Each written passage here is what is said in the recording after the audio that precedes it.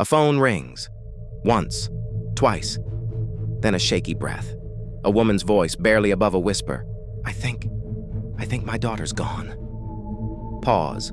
A clock ticks. A door closes softly. Then, silence.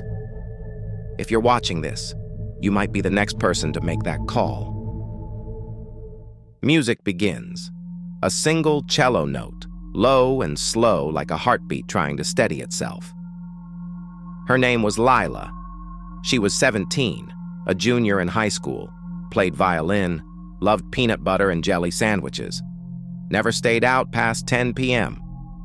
On a Tuesday night, she didn't come home. Her phone was on the kitchen counter, her backpack was by the door, her hoodie still on the hook. Her mom called 911 at 11:17 p.m.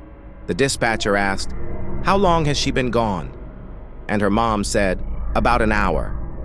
The dispatcher said, "We'll send someone out in the morning." Her mom screamed, "She's a child!" And then she hung up and sat on the floor and waited. Sound effect, a door opens, footsteps on hardwood, a sob. That's what most people think. You report a missing person and the police show up. They search, they find them, but that's not what happens. Not anymore. Not in 2024. Voice lowers, slower now, like someone remembering a nightmare. When you call 911 for a missing person, they don't send a SWAT team. They don't put out an Amber Alert. They don't even send a detective right away. Here's what actually happens. The dispatcher asks, "Is she under 18? Did she leave a note? Has she run away before? Are you sure she's not with a friend?" And then they ask the one question that breaks you. Have you checked her social media? Because here's the truth. In 2024, the first thing police do is look at her Instagram, not her bedroom, not her school, her phone, her posts, her DMs. Sound effect, a keyboard clicks, a screen scrolls, a notification pings. They check for last location ping, last text sent, last app opened, last photo uploaded. If she posted a selfie at 9:45 p.m. with a caption, "Going to the party, don't wait up," that's not a cry for help. That's a red flag.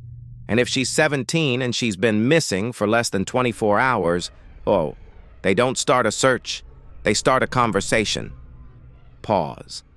A child's voice sings softly in the distance, then fades. Lila's mom didn't know any of this. She thought, I called. They'll find her. But the officer who came to the house, he didn't bring a badge. He brought a tablet. And he asked, "Do you have her passwords?" She didn't. He asked, "Can you give me her school counselor's number?" She didn't know it. He asked, "Who was she texting last night?" She didn't know. And then he said, "We'll check in tomorrow. If she doesn't show up by noon, we'll file a report." Her daughter had been gone for 6 hours, and they were telling her to wait. Voice becomes firmer, not angry, resolute. This isn't incompetence. It's policy. There is no 24-hour rule. That's a myth. But there is a threshold, and it's not time. It's risk. On-screen text appears for visual viewers. Checkmark under 18. Higher priority checkmark. Has mental health history. Higher priority checkmark has run away before. Lower priority checkmark left a note. Maybe voluntary checkmark was with friends. Maybe safe checkmark has social media activity. Maybe safe checkmark is in a high-risk area. Higher priority. Here's how it works in 2024. Step 1, you call. They log it. They don't send officers. They assign a case number.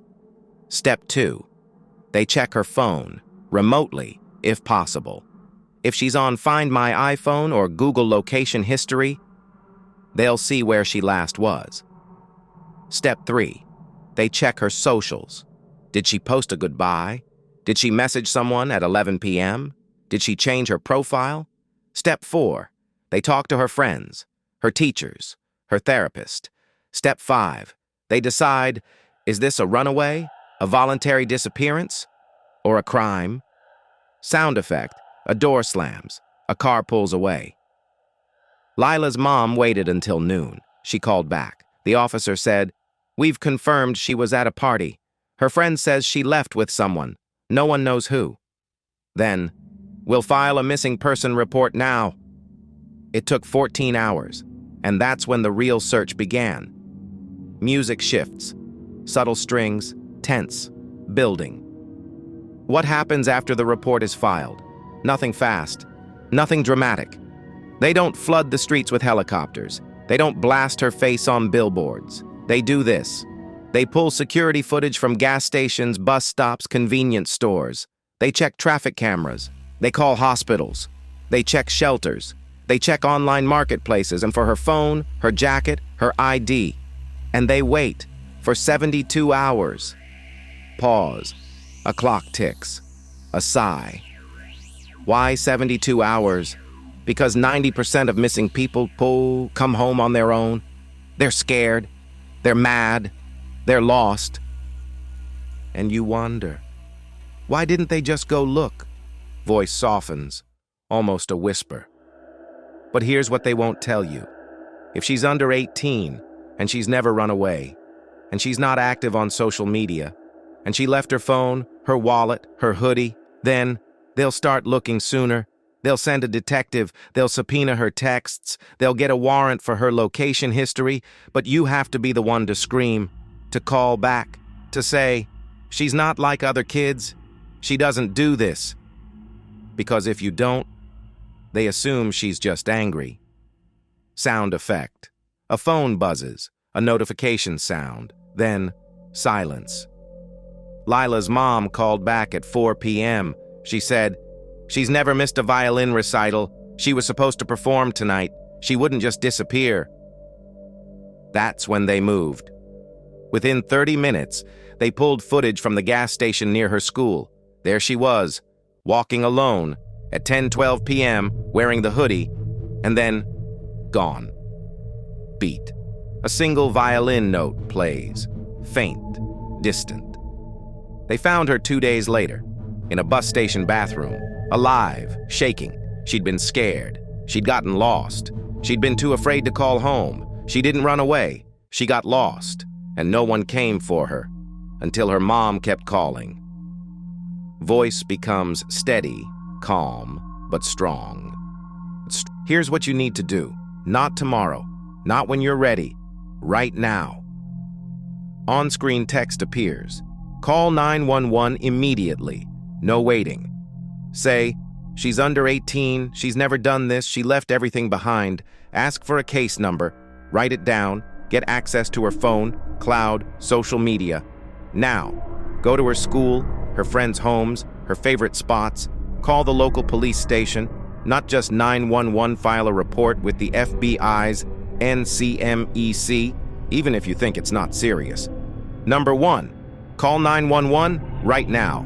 Don't wait. Don't check her Instagram first. Don't call her friends. Call 911. Say, "My child is missing. She's under 18. She's never done this. She left her phone, her jacket, her keys. I'm scared." That's the language that moves them. Sound effect. A pen writing. A door opens.